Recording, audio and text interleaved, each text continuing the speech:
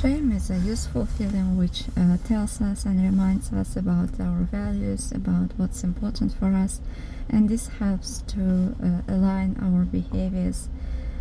with our values. However, when it's excessive and when a person is concentrated on these feelings too much, it can be harmful for a person, so that the person might lose connection with the reality and the present moment. They can stay too much in their internal world so that they would not notice what's going on outside of their worlds, what feelings other people have or what's happening around them. Therefore, it's important to keep a kind of balance of noticing what's going inside of us and also noticing what's going outside of internal worlds.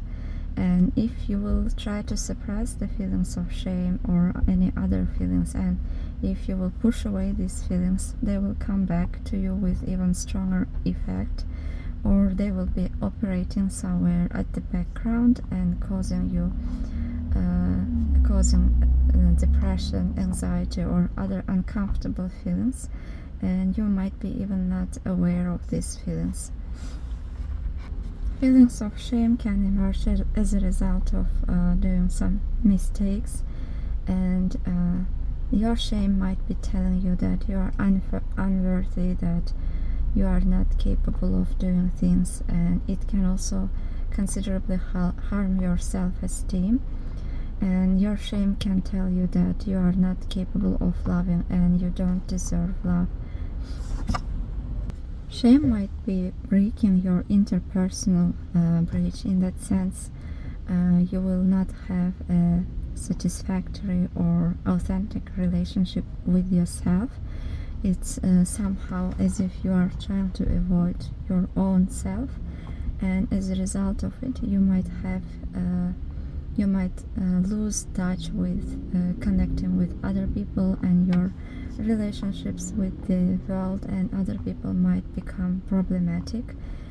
because of negligence of these facts that are going around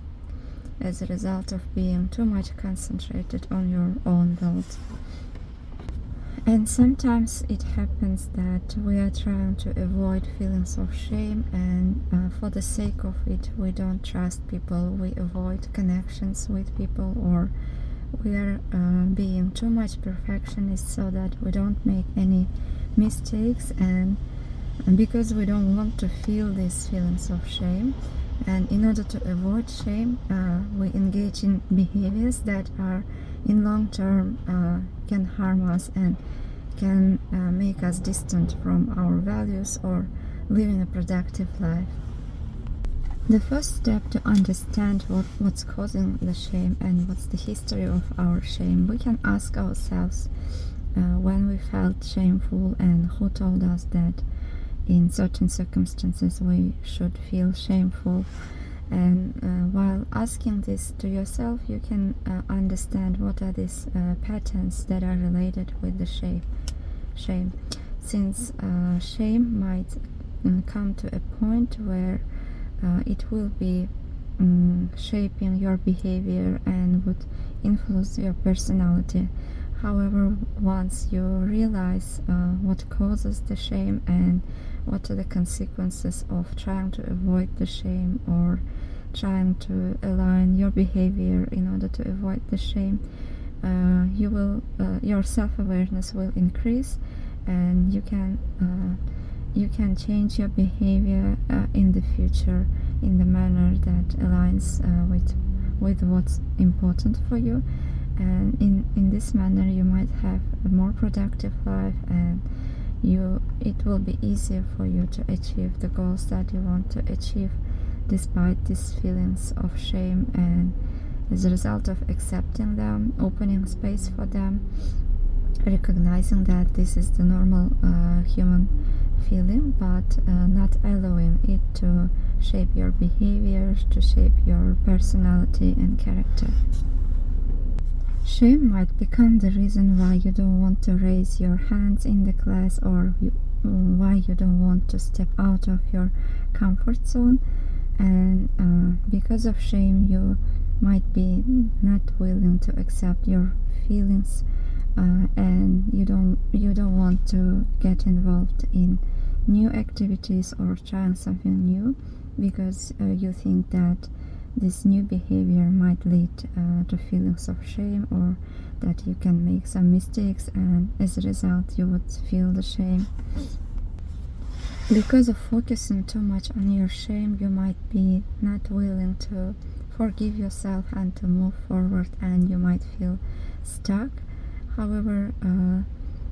considering your situation from future and looking from future might help you to